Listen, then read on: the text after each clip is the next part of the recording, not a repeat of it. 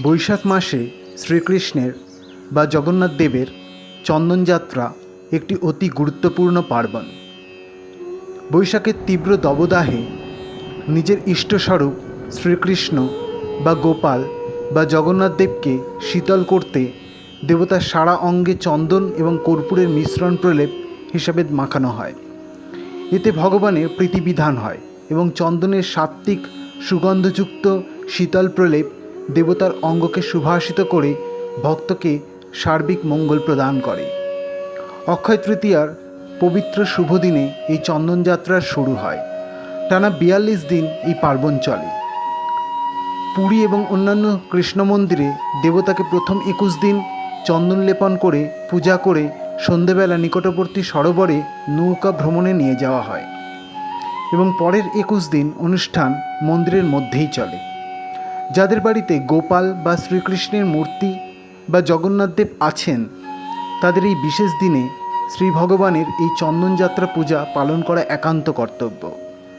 তাই বাড়িতে কীভাবে এই চন্দনযাত্রা পূজা করবেন তার একটি সহজ সরল পদ্ধতি আপনাদের সামনে তুলে ধরব শুধুমাত্র সনাতনী ভাবনায়।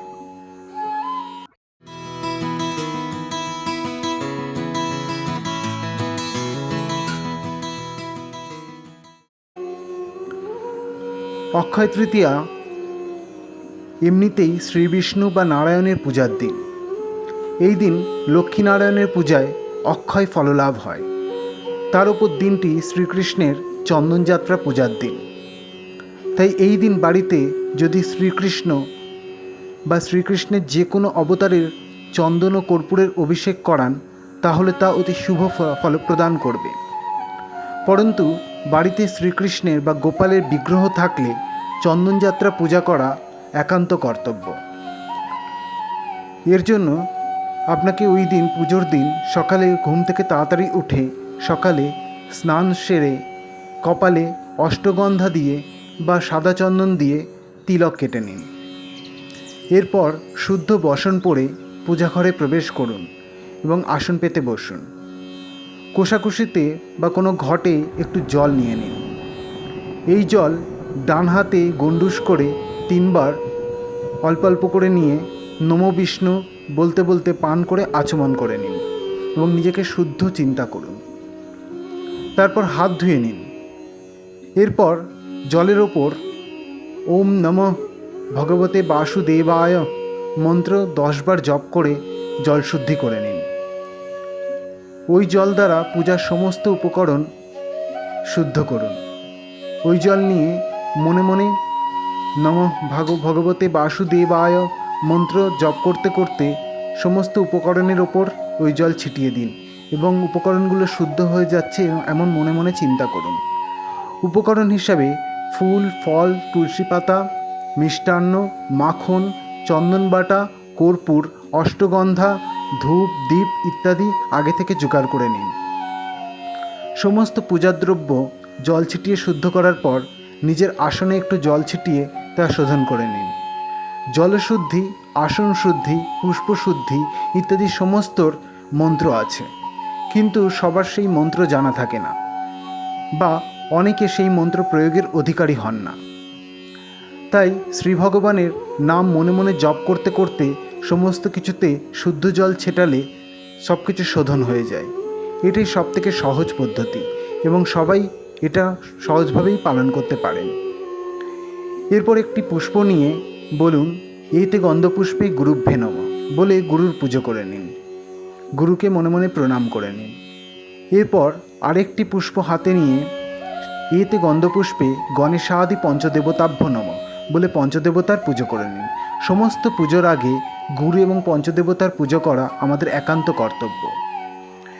এরপর আপনার ঘরে শ্রীকৃষ্ণের যে মূর্তি আছে তা একটি পাথরের কিংবা পেতলের বা কাঁসার বড় বাটিতে বসিয়ে নিন।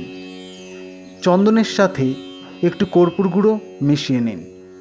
সাথে অষ্টগন্ধাও পারলে মেশাতে পারেন, তবে চন্দন এবং কর্পূরটাই হচ্ছে মূল উপকরণ। মিশিয়ে তাতে সেই মিশ্রণে একটা তুলসী পাতা দিয়ে দিন। সেই পেস্ট দেবতার সমস্ত শ্রীদেহে লেপন করুন।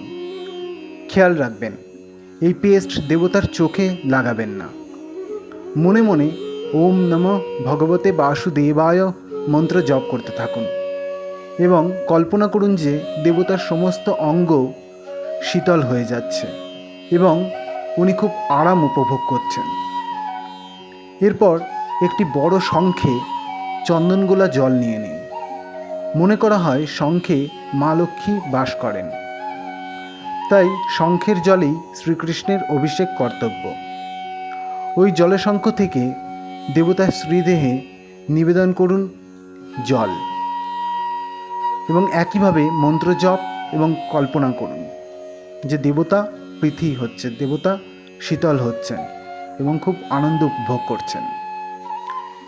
এরপর একটি নতুন গামছা বা তোয়ালে বা নতুন একটা চেলি দ্বারাও দেবতার সমস্ত গা মুছিয়ে নিন। তারপর বিগ্রহকে আসনে বসিয়ে শৃঙ্গার করুন। নিজের মনের মতো সমস্ত দ্রব্য দিয়ে নিজের মতো করে দেবতার বিগ্রহকে সাজিয়ে নিন।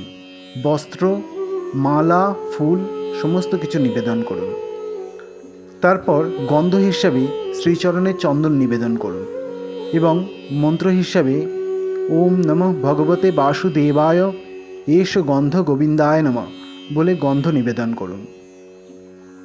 এরপর চন্দন মাখানো পুষ্প নিন, বলুন ওম নমঃ ভগবতে বাসুদেবায় এষ সচন্দন গন্ধপুষ্প গোবিন্দায় নমঃ।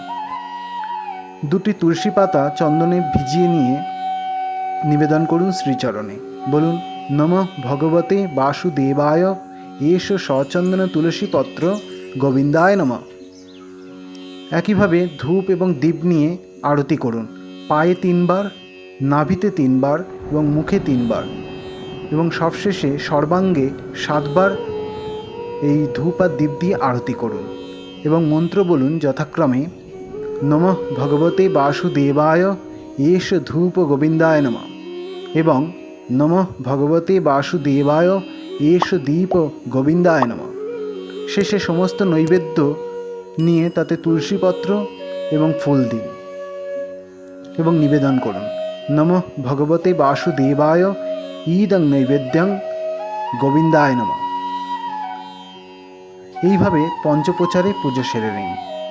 শেষে প্রণাম করুন ওম নমঃ ব্রাহ্মণ দেবায় ব্রাহ্মণ হিতায় চ জগদ্ধিতায় কৃষ্ণায় গোবিন্দায় নমো নমঃ বলে পঞ্চাঙ্গে বা অষ্টাঙ্গে প্রণাম করতে পারেন। এইভাবে আপনারা বাড়িতে জগন্নাথদেব বা গোপাল বা শ্রীকৃষ্ণের সংক্ষেপে চন্দনযাত্রা পূজা পালন করুন।